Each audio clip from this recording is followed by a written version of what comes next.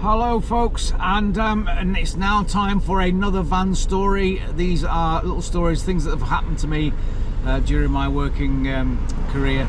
And one job I did was for an elderly lady, and it was building a gate, a fence and some satellite fencing, and I was there for 2 days, and she was babysitting her little grandson, and he was a lovely sweet little lad, and he kept calling me Bob the Builder. So he would come up to me and he would go, "Bob the Builder, what are you doing? Why are you doing that? Bob the Builder, what are you doing that for?" Like that. So, and I mean, ordinarily I would have been a little bit irritated, but he was such a sweet little lad, and all of it, you know, over the period of the 2 days, he sort of became my little mate, and then sort of halfway through the second day, I could hear him in the kitchen talking to his nan, and then I heard him say, "Nanny," she said, yes love." He goes, "My daddy's in heaven, isn't he?" She goes, "Yes love, he is." And I thought, oh my God, my heart cracked in half, the poor little lad. So I was even more endeared to him. Just the sort of matter-of-fact way he said it, and as if he was resigned to the fact that he was never going to see his dad again, and he was about 5 years old, So anyway, as the end of the job came, I realised I was going to miss him a bit, and I play in a ukulele band, and I happened to have some kazoos in my van. So about an hour before I left, I gave him a kazoo, and I showed him how to play it. You hum into it like that. So I said my goodbyes, and I pulled my van out from the back of the property. And as I drove round the front, and I drove off into the distance, I could hear him in the background going,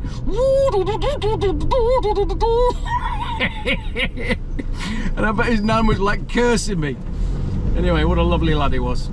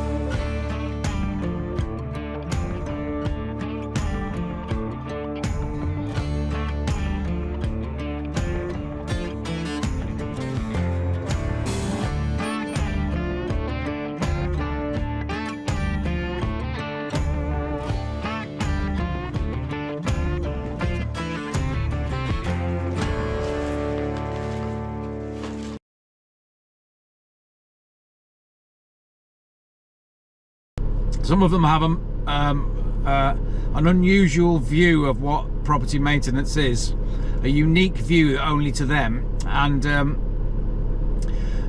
so one time a fella rang me up and he said, would I come and quote, he's had a collapse in his floor, and would I make good the floor? So I go into this quite nice property, and it was back in the days of everyone had travertine tiles. Remember that? For about 5 years everyone had travertine tiles.